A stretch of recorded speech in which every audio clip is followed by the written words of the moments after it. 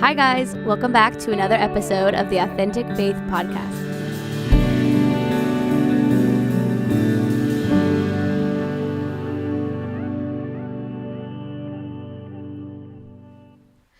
What up, guys? We're here to stir it up today. This is how I open. I was going to go with like the Wheel of Fortune open or the Price is Right Fortune. Wow. Because I haven't been on a live podcast yet. Oh, so yeah. I'm thinking like, and we're live today here at 8 a.m. at the Two Trees Church office. There you go. Come on down. See, I could be a game host in my What next does that say? job. What does that say? It means I play games and I win. We're doing a dating podcast. And that's the best way to open it right there. Wow, that was good. I'm just stir the pot, you know? You gotta stir it up. Fuego, baby. This is so funny. Okay. Welcome. We have Pastor. We've got John Will on the podcast. Hello. Nice to meet all of you. Yeah. This is gonna be so fun. We are like already excited. All right, joke number one. Yeah, we got jokes. So I got jokes. Ready? Yeah. What did the fisherman say to the magician? Fisherman? What did the fisherman say to the magician? Say to the magician. I don't know. Pick a cod, any cod. Oh my gosh. That's a good one. All right. Okay. Getting the people going right now. Get them all fired Get ready. up. All right. Number 2. Why was the pregnant horse so fast? This is so bad. Think But, about okay, this one. how can anyone? Okay. Start a second and think about this one. Why was the pregnant horse so fast?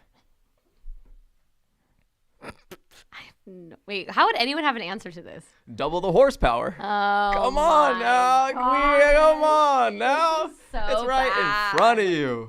Sheesh. That's I'll stay with the jokes. it is right in front of Stay you. with the jokes. That was really good. Thank you for that. We are a church of dad jokes people. Yeah, 100%. Gotta be. There's nothing like a good dad joke. Brad gave some good jokes the other day at church. Did you hear him? He has been killing it on Sundays. He has. Yeah, he gets up there, he does his thing, he says it right. Kind of embarrassed about it. Embarrassed? I think it's great. I love it. One of them he said was so bad, but it was good. It was just so silly. That's how it's supposed to be, though. Yeah, I love it. that's Honestly, true. though, is I'm not there yet. So, like, when I preach and I get up there and It teach. doesn't land. Well, it's not that it doesn't land. It's like I don't have that rite of passage. Like, Oh. that's Brad's role. That's what Yeah, he does. That's how true. he does it. You know, like, you can't have the young guy up there just dropping jokes? these dad jokes. That's so I do true. them on the podcast. Okay. Right? And I do them with the people around town. And oftentimes, whenever I drop one of these jokes, because they're always so fire, I let people know, like, you can steal it. Like, you can take that joke. Yeah. You don't even gotta. Oh, yeah. You don't even gotta say that. I'm definitely taking I'm your the one that joke. gave it to you. You just go spread the love. What's the B one? The B one? That's the classic. That's the classic. What is it again? Yeah. What did the sushi roll say to the bee? Wasabi. Wasabi. That's like my favorite. Hey, that one's That's the best. I can't remember a lot of jokes. That one's the best.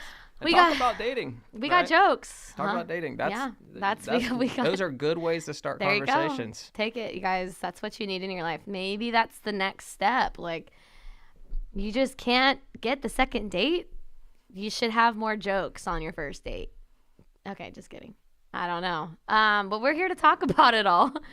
Singleness, dating, the waiting, everything in between. We got lots to say and questions still. So Let me just preface this podcast with Moriah has been really prying hard now for what, 2 years? about what? About trying to get this podcast going. Oh, yeah. This has been an ongoing conversation where it's like, when are we going to do the dating podcast? Yep. When are we going to get a bunch of single guys on here to talk about their still- dating lives? If you are a single man that loves this the is Lord, the first step right here. please reach out, because I wanted to get a bunch of dudes around the table to talk about it. And I had questions for them. But this is a good step. Yeah. We had Clover on before, Clover Sexton. And I think it was just Clover and I and Brad, Pastor Brad, like season 1 or season 2. But this is great because they have both perspectives right here. There you go. All right. Well, let's see. So I even don't know how to if- get into this first. So even if this topic isn't super relevant to you Yeah, right now right. because maybe you're married, that doesn't necessarily mean, one, you good. can't be encouraged by what we're sharing, how we're sharing it. especially if you have single friends in your life. Yeah. Hopefully there's something from this conversation you can take to maybe encourage them with where they're at. Yeah. And or just that's how good. to, in all honesty, be better at navigating that conversation with your single friends. That's the thing. And if we're kind of starting it like that, one thing I would jump into is every single person you talk to has a word of advice and a philosophy and a theory and for better or worse, their own story and their own experience about dating and why you should do this and why you should do that or shouldn't do this or shouldn't do that. Or you're just single because you have you tried this or that and around every table. It's like there's nothing more people like than to just like pour out their quote unquote wisdom and advice onto single people. Like they all think they're sage. They all think they're sages when it comes to singleness. And then also I think a lot of times, true. Yeah, a lot of times they are just, it's all out of goodwill, right? It's all out of goodwill. It's all out of good heart. But everybody wants to be the matchmaker. You know how many people I've met that are like, I'm the perfect matchmaker. I'm like, oh, really? Matchmake. Oh, really? Yeah, I could hook, all. Let's go. Right. I know, honestly, but I feel like every generation is different. And so, yeah, like I love to hear love stories. I love to hear people. Yeah. I'm like a sap for hearing how you met and what did you guys do. And it's different for everybody. But also, and I think it's wise to go to people and like hear from them. And but every generation is so different. Yeah. And I feel like what worked in one generation and is like, there's just so much that changes also. And like for us with the dating apps and like to do that or not to do that or to like ask somebody out or in passing. And it's just such a different time now that like, I think we were just talking about it. We talk about this all the time with our friends. And so, but like people don't really just go up to somebody and ask them out. It's not very common. And when they do, it's either like you're like, oh, how dare you ask me out? There's like funny memes about it. We share them all the time. Why do you think that is? That someone's like repulsed by being asked out? Oh, sure. In person? Yeah, I've never even thought about it like that. So why? I think that it's mostly a joke, but I think it's like the person we don't want to ask us out is asking us out in person. And it's like the people you want to ask you out aren't, maybe. And so I think I don't know. I think like I try to give people a chance. I try to give someone a chance, but I don't know. I feel like a lot of people are hiding behind screens and it's easier to swipe and drop into someone's DMs on direct messages on Instagram. And it's like not a connection or a dating website or dating app. It's easier. A lot of people are work from home and they're never out and their only way to meet someone might be through an app. Yeah. And I've heard a lot of success stories through it. So, but like then there's those that I don't know. It's like I feel like I would like to be asked out in person. And I don't know. I think it's just like fear of failure, not wanting to. I don't know. Usually it's the men who do the asking out. It doesn't have to be, but like fear of rejection. Yeah. So let me ask you this, because I think we talk about culture, right? We talk about culture. We talk about things that have changed, things that have gotten different. Yeah. Especially versus like the 1950s, and I think from that era on, when you're really getting into like, this is how you approach a woman. This is how you ask her out. She says yes, she says no, and then you take the next step. It was almost like there was another level of maturity then. Yeah. Where now it's like we've lost a lot of that maturity. So but it was also simplicity. It was like boom, boom, boom, boom. Yeah, 100%. Now it's just like crazy. Yeah, way more simple. Not as many things going on. Not as many pictures to look at. Not as many quote unquote people to talk to. You can't stalk someone back then. And not as many quote unquote options, right? So with all that being said, if a man approaches you and asks you out, do you see that as a negative thing? No. Or do you feel like he has to quote unquote play the game of like he has to introduce himself, kind of be your friend, get your phone number, shoot you a couple text messages, see if you text back, kind of try to invite you to this thing? System. I don't see it as a game. First of all, me. I don't play games. Like I don't play games. I don't play games. It's ridiculous. If I'm serious about wanting to be with someone, I'm not gonna. Like I'm so tired of that. But I do see like a system or like a way that things have gone in the past that I don't know if it was because of the old way of like you meet a girl, get her number, then you call her, she answers at her house, and then it's like, hey, do you want to go out? I'll come pick you up. And those steps turned into those steps of asking someone out turn into this new thing you're saying of like a game. But to me, I totally think, wow, you're confident. A guy who asks me out or asks out someone and or a girl who asks out a guy, I think they're confident. I think they're like, what do I have to lose? Totally. I think I like it. Of all of the ways dating has changed in our current culture, it is 100% become a big game where you meet somebody, you can't come on too strong, but if you don't come on too strong and you wait too long, then it's like you didn't approach it with intentionality, right? Because I've heard both, right? I've heard both, and I've heard different perspectives and all these things where it's like, if you come at it with too much intentionality, it's like, whoa, who is this person? They're desperate, right? But then you hear on the other side where it's like, so now you're just being way too slow, and I can't get a read if you want it or you don't want it.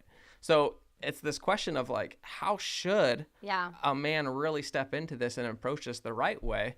Because if you do it like this, it's wrong. If you do it like that, it's wrong. Yeah. And then now it's almost become a really big game of, well, if I text them and they take 10 minutes to text me back, I need to take 20 minutes to text them back. If they don't text me back one day, then I'm not going to text them back the next time they try to reach out to me. Yeah. Well, and then it becomes this this big game of like touch points of just like, I talked to them on Instagram yesterday, so I can't talk to them today, but I can text them tomorrow. Oh, I saw them in person yesterday, so now I need to only send one text today and not try to start a... No. It becomes this game. It's so controlling, and like there's no freedom in that. Yeah, well, it's so like I know what you're talking about. Everyone does that. So why do you think that it's such a game and it can't just be like, hey, I'm interested and I'd like to get to know you? Fear. I think people are afraid to put it themselves out. They're afraid. I think all we need is communication.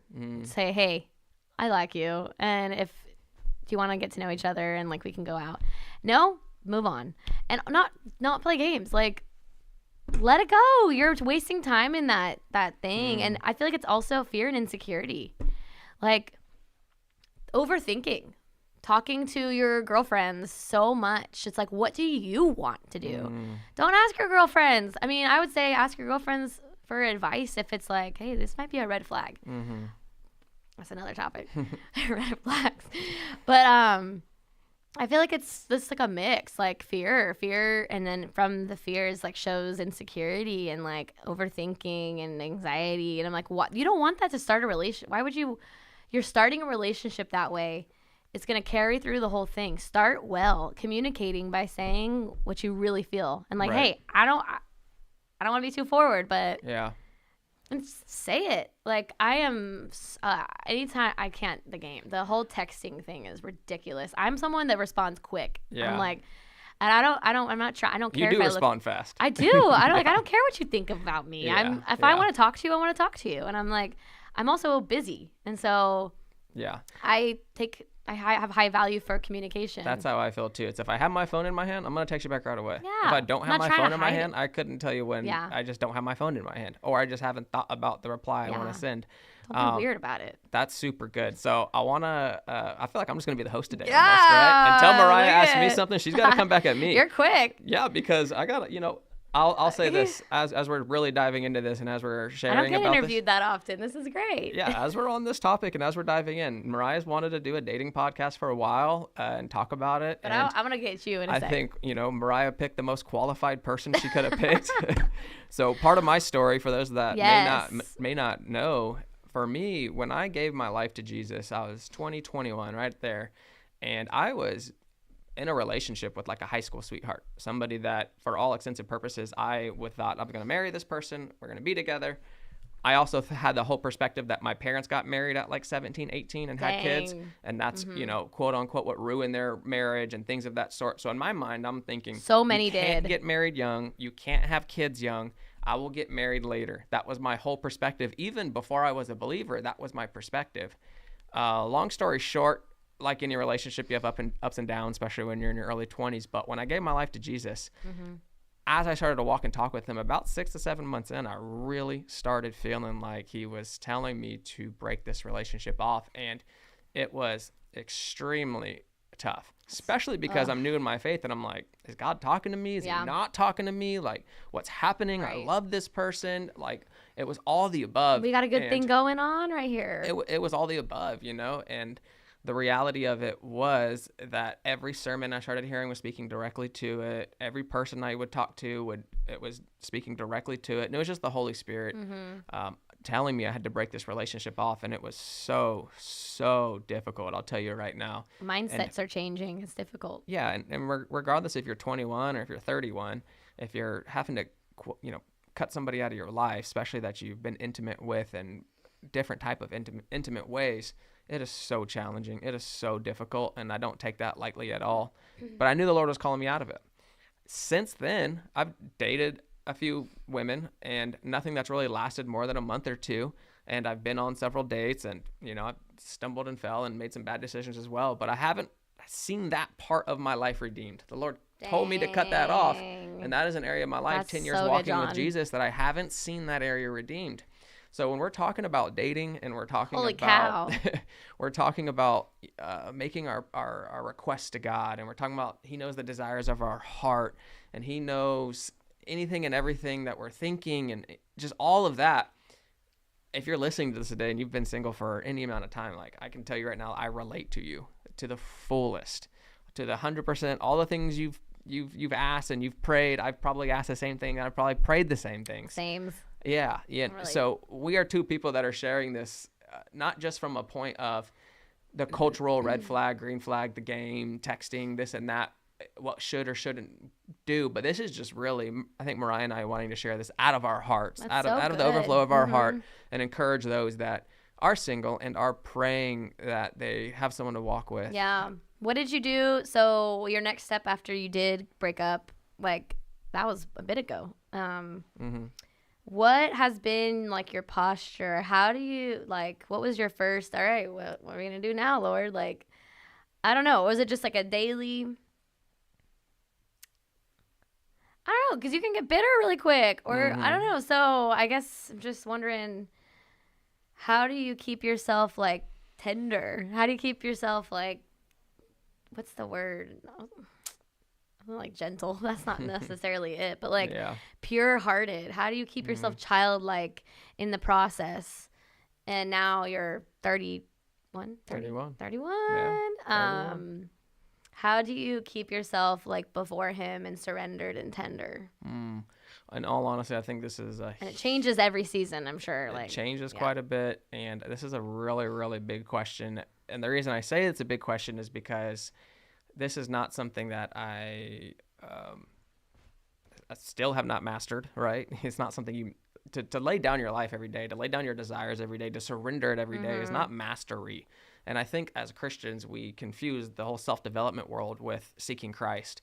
And what I mean by that is, like, there's no, like, level 10. There's no, like, when I have surrendered this many days and I've gotten so close to Jesus, now he's going to bless me with a spouse because I've shown him this, or because I have gotten better at really capturing my thoughts and submitting them to Christ. Now it's going to make everything easier. Because just to say, that is something that I've heard from good-meaning people. Well, when you surrender more, or when there's just more that he wants to teach you. And it's like, of course, there's always something more he wants to teach us. But, like, that's something I hear often. And so it's hard to think, oh, well, when I get there, finally, it'll be time, or to be perfect. It's almost like what's told to the single person is that when you reach Christianity level 10, you'll be blessed with a spouse. And you just haven't reached Christianity level 10 yet. And I look around, I'm like, well, what happened over there? What happened here? Like, you're like, hold on a second. I know a lot of people that weren't level 10, and then they Yeah, that's not it at all. That has nothing to do with it. And a lot of people want to give good advice and say, hey, when you quit looking for it, you're going to find it. When you quit thinking about it, you're going to see it. And all that above. And I believe that there's a truth in that, but not because God wants to bless you because now you're not praying about it anymore, right? It's more or less, it's because now you're actually enjoying and living your life. Yeah. And when you aren't quote unquote concerned about it and you aren't overthinking about it, now you come to a point where you're more confident in just who you are. You're enjoying your life. You're living your life more. You're meeting more people. You're connecting to more people. And then you're able to actually say, hey, I'm interested in you. Do you want to go on a date? Yeah, right. Versus the overthinking. Because here's the biggest thing. Here's the biggest thing, too. I'm going to call this one out. I'm going to call this one out, especially for young Christians, especially. It's like every time you go to church, every time you go to a worship event, every time you go to some out-of-city thing, you're just, every guy or every girl you see, you're like, could that be the one? That's the one, right? Oh, this girl walked up to me. That's exhausting. This girl walked up to me at the healing conference or at the worship event, and it's like, this one has to, like, this is the one. Like, see the way it worked out and played out. It's like, stop that right now. Chill. I'm gonna tell you right now, you are killing yourself on this idea that you're just gonna walk into this door and the Lord's just gonna, it's just gonna be like a light shining. This is the one. So good. You got to get out of the Disney princess fairy tale so theology good. and know you have to build a relationship with someone to fall in love with them. Dang. You're not just going to look at somebody and bing. But that's what we hear all the time is like, it was just, we just knew. I just knew. I'm like, what does that mean? You just knew. That was for Matt. He's shaking his head. He just knew. I'm like, stop. What do you mean you just knew? That was the first time in my life that had ever happened. Well, yeah. I'm like, well, That I just knew. that's crazy. Matt Broughton and Priscilla Broughton. Is it Broughton? Well, Broughton. Oh, I was just doubting myself. The man behind the camera. Man behind the camera. They met on Plenty of Fish app. So it's like, a Hinge. Sorry, Priscilla. Yay, shout out Priscilla. Hey, my dad met his wife on Plenty of Fish. And we have a lot of people in our church that met through a dating app, and it just works for people. I have not found that success, and I do not enjoy it. Yeah. But anyway, there's people that do. And so, sorry, how do we get there? Back to, it's not a always this knowing thing. Well, so even you want to work at it. Even somebody with that story, like Matt sharing, like, oh, like I just knew, but he still put the effort in to get onto a dating app, create a profile, go on dates, and then he found a girl that he was more interested in, and then he really pursued her, and then in that time is when he goes, now I know. Yeah. And that's where I think pursuing somebody. I think the Christian advice when it comes to dating is so skewed. Because it's this idea that like it's just going to walk into your life and you just do absolutely nothing and you don't have to. It's like, what are you talking? No. There's nothing. What in life is like that? There's nothing in the kingdom of God that God just hands you something for nothing. He steward it. You take care of it. Yeah. 100%. So if the dating apps are a way to meet more people intentionally, then that's good. There's nothing wrong with a dating app. It's all about your heart posture and how you're using the dating apps. Why are you on the dating app? Are you on the dating app to meet people intentionally? That's so good, John. Or did you get on the dating app because you had a night of loneliness and now you want to go swipe and you want to go get connected and meet somebody? That's so good. Or did you, Valentine's Day's around the corner and now you're on the dating app because you know you're going to experience loneliness. And that's it's like you think that's going to fill something and that's not it. Also, look around, like have your friends. You can fill that loneliness with not just like seeking in that way, I would say. Well, that's the biggest thing, too, is in singleness, there is a lot of loneliness, right? And I've noticed this in myself, even as I get older, and probably honestly over the last year and really over the last 6 months, where I feel extreme moments of loneliness, or it's days that will occur where I really feel lonely. Dang. And I have to make a choice in those moments, right? It's like, okay, I might be by myself right here, right now, right today. I might not have this best friend alongside me, somebody I'm sharing everything with. But with that being said, I have great friends in my life. Right. Call one of them. That's connect with one of them. Go good. hang out with one of them. I have a relationship with Jesus. Go sit down and go spend time with Jesus. At the end of the day, you're going to hear this time and time, but there's no person that's really going to feel you like Jesus does. So don't get lost in the loneliness and upset in the loneliness and then allow it to drive you away from Jesus and or drive you into the arms of somebody that's toxic and bad for you. That's so good. Yeah. There's something for me broke at Christmas. Like I remember I was sitting there Christmas Eve watching a movie on what's his name? The making of like the Christmas Carol movie, the book by That one guy, the one author, starts with a C or something. Anyways, I had to pause it often, and I was just like you can let anything minister to you, honestly. Well, God can speak to you through lots of things, I would say. So I just kept pausing it, and he kept speaking to me, and I heard him say, like, enjoy this because you're not going to have this. And that's one of the things that's really annoying to hear from married people, in my opinion, is like, enjoy your singleness now because you're not going to, all these things are going to be so hard and when you're married. And I just hear a lot of enjoy this. And it's like, I am enjoying my life, but it's different when the Lord tells you.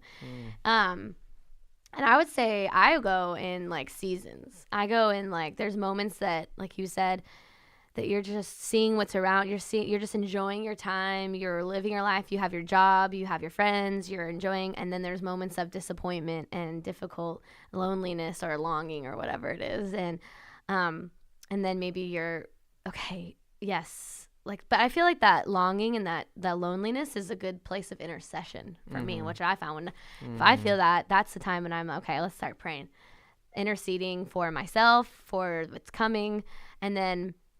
So for me, this Christmas time, God was like, enjoy this because you're not going to have it for a long time. Like, enjoy this quietness, enjoy the solitude, enjoy, not to say you can't have solitude when you're married, but I mean, it just changes. And so he was like, enjoy this because it's not going to happen much longer. And so I was like, oh man, okay, thank you. And I kind of just mourned leaving singleness behind.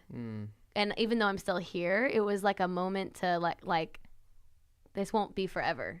Anyway, so and then there's, like you said, also I don't know, I have a hard time calling it loneliness for me, but because I don't feel lonely. It's like this like longing though within me, and I feel like I tried, like you said, kind of like turn it to Jesus and let him fill that. But you have to really like face disappointment. That was one thing more than loneliness that I struggled with, disappointment. Like a year ago or a year and a half ago, I remember just like so disappointed and bringing it to God. And like I remember pulling over on the side of the road and just like I can feel myself almost getting bitter. Yeah. You know, and it's like checking that and saying like, hey, let's talk about this right now because I don't want to be bitter about this. I don't want to be like cold-hearted, and so I'm gonna literally pull over. That's good. And stop and talk to you about this. And for me, it was tears. Cry it out. Talk to you. Let it out, and say, okay, let's like keep hope alive. Like, how do you keep that alive? So, I'm sure you have stories too in that. But disappointment. And at this point, a few weeks ago, I brought it up it came up in the question and answer time with Pastor Brad, and the question about dating came up, and I had like a minute to share, and I was like, it's just overwhelming. I have nothing to say. It's difficult. And I was kind of like short about it. But the truth is, like you said, or maybe we talked beforehand and you can go into this, but I'm so sick of talking about it in ways that aren't helpful. Right. And so I think it was like, if I don't have time to expand or share my history, I don't want to talk about it. Right. I don't want to just like commiserate with people. Right. You know, I'm just like sick of it. And so I kind of have turned my heart to surrender, and I'm like, God, you got it.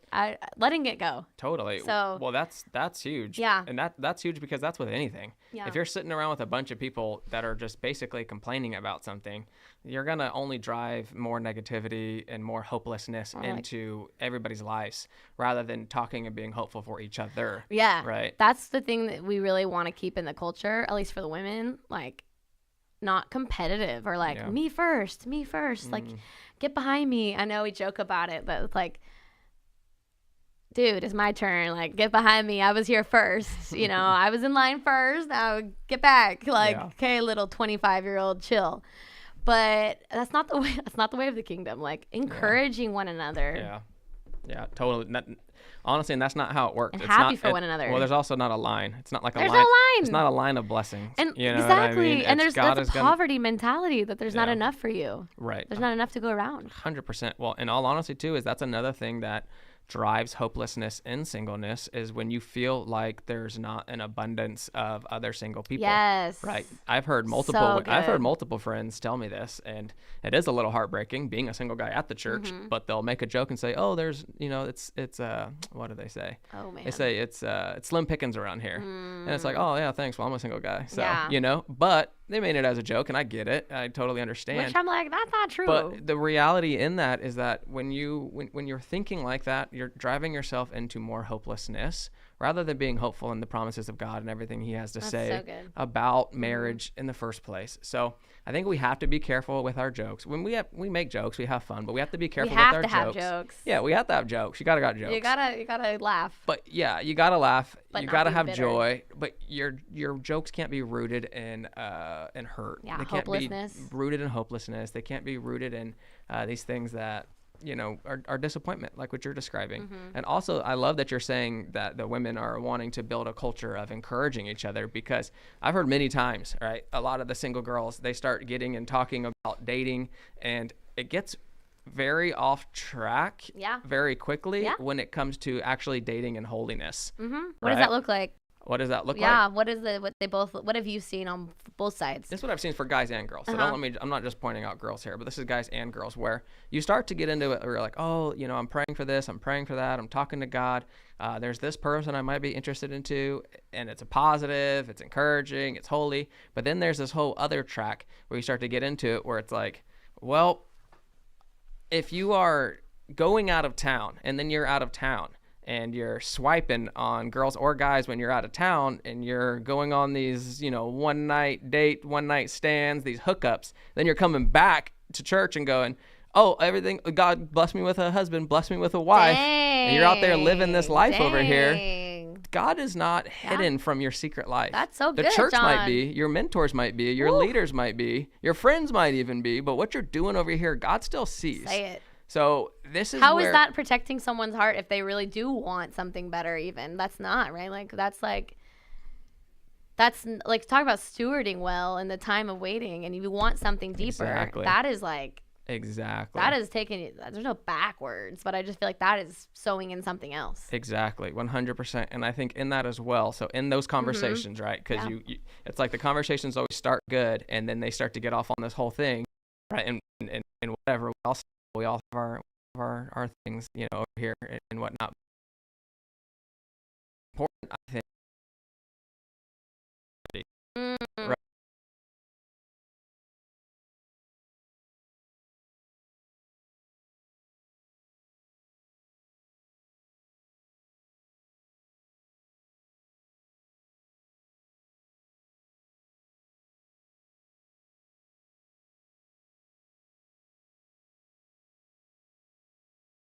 You don't have to pursue the Instagram picture of this, or I don't know, I could go on and on What about does this. purity look like to you? What does purity look like to me? Yeah, he's pure of heart. Pure of heart's a big one. Okay, Yeah, pure of heart's a big one. I think also pursuing love and not lust. So there are things you can do, pursuing love instead of lust. Oh yeah, 100%, 100%. Well, so in dating, right? Let's be honest. You're only going to date someone you're attracted to. Okay. And no one's not going to not date someone that they're not attracted to. Like, that's bottom line, 100%. But yeah. You shouldn't date someone you're not attracted to. But here's the thing. Because that's what it's like, can it grow? Because I also don't want to just, like, not attracted to you, but, like, can I find out? Like, what if you don't know until you know? Yeah, 100%. So that's kind of where I have, but you don't want to be dating somebody that you're like, I'm really not attracted to. Exactly. And I think and I think this stays in line with that idea of pursuing purity, where it's like, look, you're gonna want to date someone you're attracted to. Makes sense, 100%. Okay. But I think that you shouldn't have some crazy high expectation that God, and here's the thing, is you get so caught up on this image or this look or this thing that you're you're saying you don't have a checkbox, but you do. But physical stuff. Because he has to look like this, or she has to, look like this. And when you're so caught up on that, what you're pursuing is you're pursuing lust. You're not pursuing love because you're more caught up on how they look than who they actually are. But then what happens is at the same exact time, you turn around and you go talk to God and you say, God, I want a man, I want a woman that just loves you with their whole heart. You know what, Jesus, actually, I want a woman that just is going to love you more than they're ever going to love me. And then guess what? God puts women all around you, or men all around you. And then you go, oh, well, really? Not that though. Not that though. But and here's the thing, and I'm not saying not to date someone you're not attracted to. What I'm saying is be careful that you're pursuing purity and you're not just pursuing lust, because then what you're going to do is you're going to use God as a cop-out, and you're going to say, well, God knows exactly what I want. God knows the details of my heart, which means he knows the exact man that I want and that I desire. I think for most single people, men and women, That's so good. we don't even know what we desire, or we won't admit it to ourselves. Yeah. Because what we desire, right? We want this person that loves Jesus. We want this person that's walking and talking with Christ and all of these things. Yeah. But it's actually second to this level of attraction that we have, that we haven't actually at least began to role reverse in the pursuit of purity. That's so good. Does that make sense? Yeah, because I wonder if that's kind of, first of all, there's so much that goes into it, but I wonder if like the generations before us I'm sure they were attracted to somebody, but their person, but I wonder if it was like as intense. Like I wonder if it was like, no, this is great. Yeah. This is good enough. Like this person is, I love these things about this person. And now you see like photos and photos and photos of people and fake things. Like there's just more and more beauty, more and more beautiful, but it's all just not real even. Well, that's hard. Like that's what's another real? thing I would add to the complexity of our dating culture today is all of the pictures we see. Yeah. And we don't really know what's real and what's not real. And even if it is real for a single picture, it doesn't mean that that's real every day. That's not normal That's good. everyday life. So we don't really have a perspective of real life in a lot of ways, right? So then we get lost on in all honesty, a fantasy. I think too, when you're young and you're dating, it's like you meet somebody and there's more chemistry because there's a lot of attraction. Like, so this is my story, at least. Maybe it's not everybody's. Like This is my story a little bit. Okay, it's like when I would date now this is before I was a believer, but if I were to date somebody when I was younger, it's like, we make eye contact.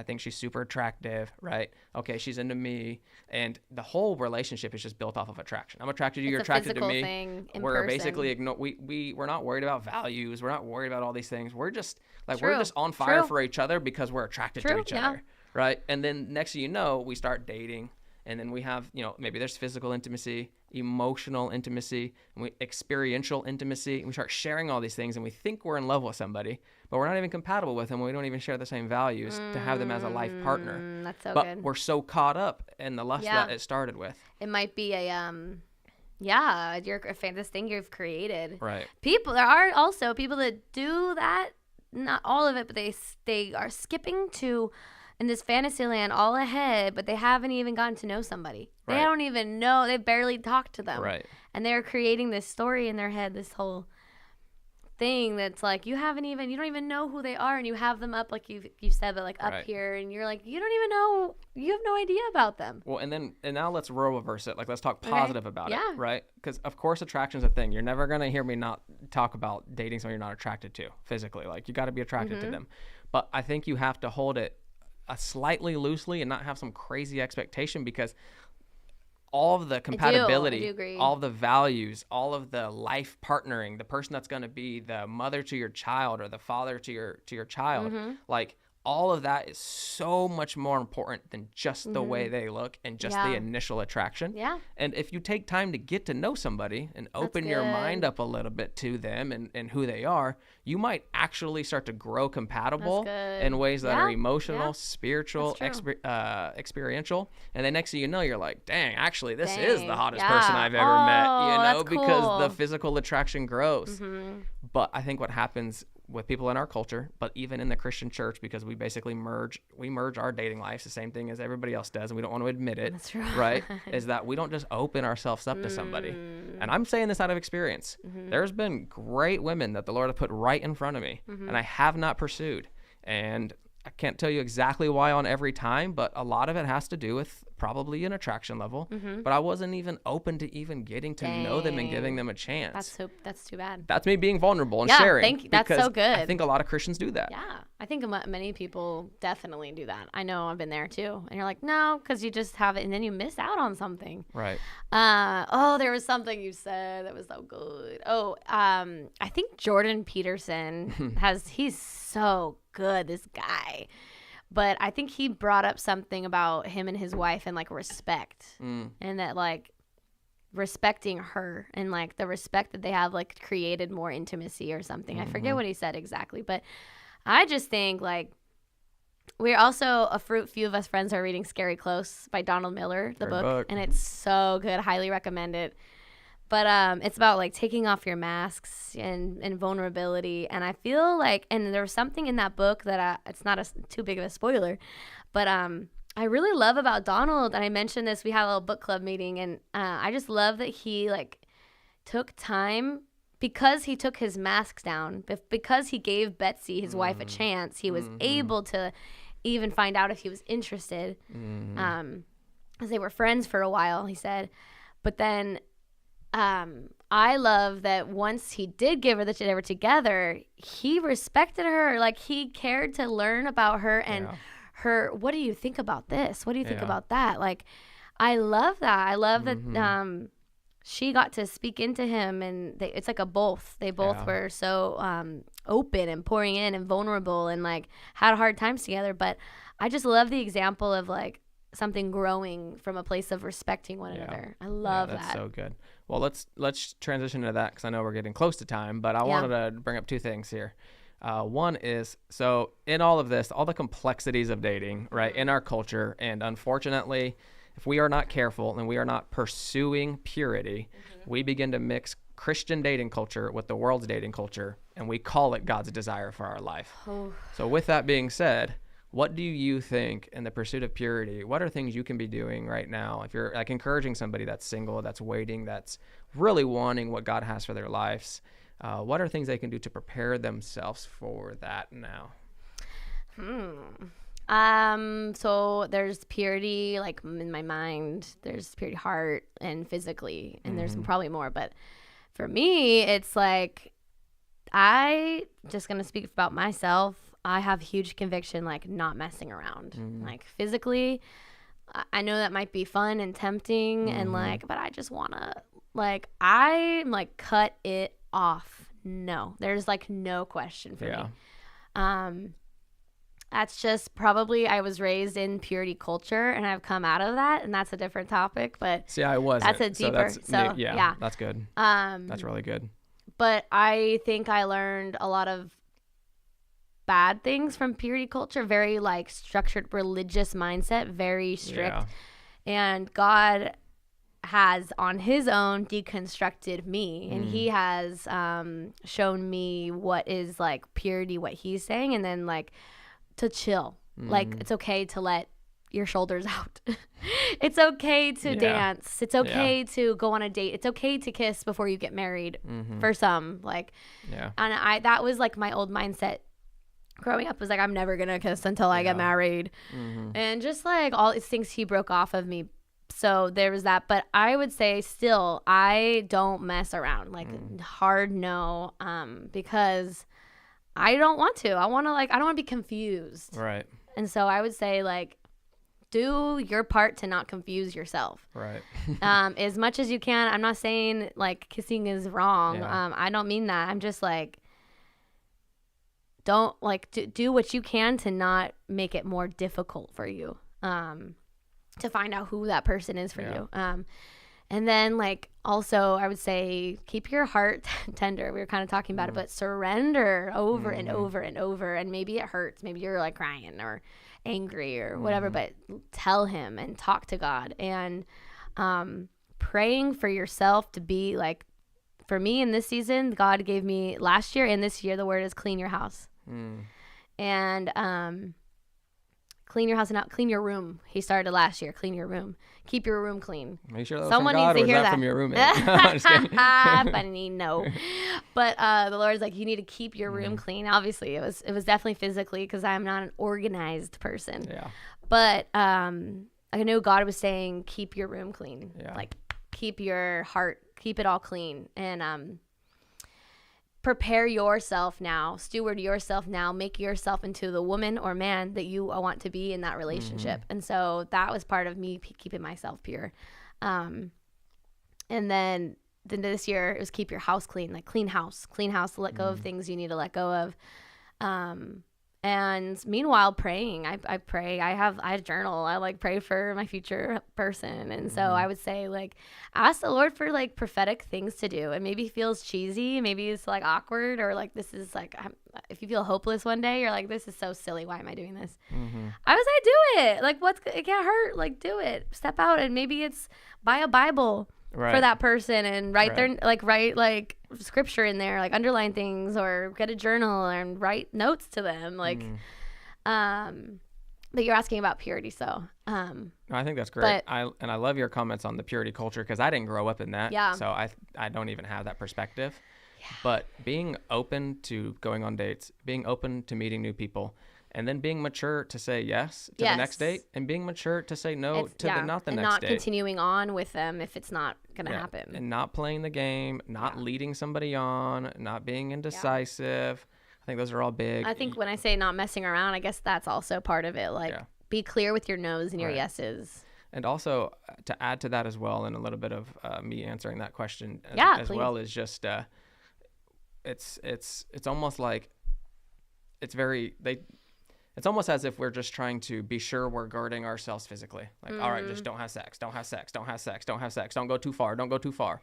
But we also, I think, in preparation for your wife, preparation for your husband, you need to begin to guard your heart emotionally. You don't need to get so emotionally attached to another single person that you've confused yourself. You don't need to get so spiritually attached to somebody that has already said no, or there is no interest on one of the sides. So good. Or now you've lost yourself, right? Or even experiential. And I bring that up because you can go have these amazing experiences with somebody that brings the bond closer, which are things that you should be doing with your husband and wife. But so be open and go on dates and hang out with your friends and enjoy it. But be sure to guard your heart in the sense that when you take those steps in those dates, don't not just go too far physically, don't go too far emotionally, spiritually, experientially, and learn how to know when to say no and when to stop and when to say, okay, if this isn't going any further, then I need to put my time and energy and effort elsewhere.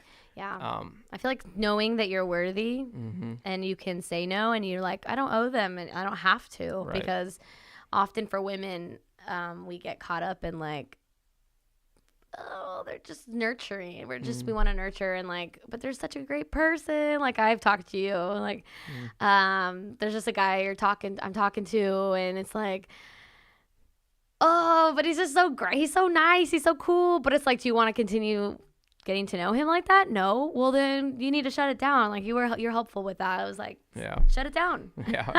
I respect good communication in dating. That's the thing, is because to me personally, and this isn't everyone's opinion, but I do think leading somebody on is just as is nearly as worse as cheating on them. Whoa. Just in my own personal opinion, I think when you're really taking somebody's single heart, people, like betrayal a little bit. When you're taking somebody's heart and you're just you're breadcrumbing them, giving a little bit here, a little bit there. I mean, it's hard and it's painful. And I know for me, it's like if somebody is interested in me and I'm not interested in them, I tell them very quickly and in a mature way. And then from that point, I'd be sure that the friendship there's very hard boundaries in my mind when I'm around that person.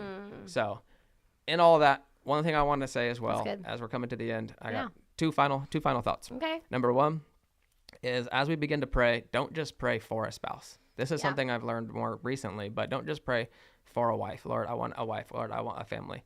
Start to begin to pray and say, Lord, prepare in me a heart of a husband. Like, I need to become a husband. Like, I need to know, I need, my heart needs to be prepared to serve.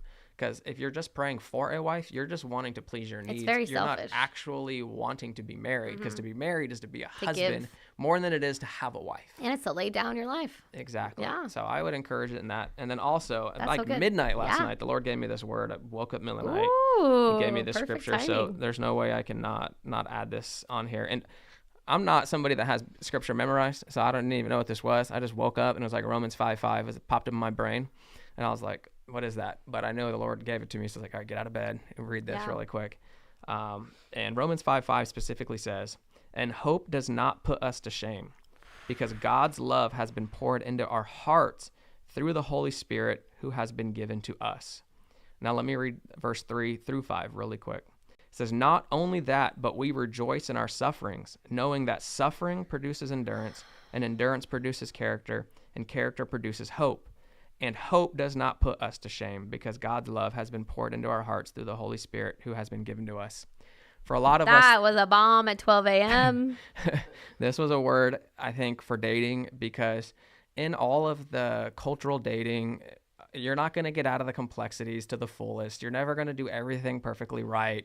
You're never going to guard your heart perfectly. You're going to have to take risks. You're going to have to open yourself up. Good, You're going to have to be ready for all of it. And if it doesn't work out, or you get hurt, and or all of the above, don't lose hope. That's so good. God is sharing with us right here that there's that. no humiliation in hope, right? That he has poured his love into us through the Holy Spirit. So be hopeful. Yeah, Go it's to all him. process. Keep walking in it. That's so good. This is why you're on the podcast today.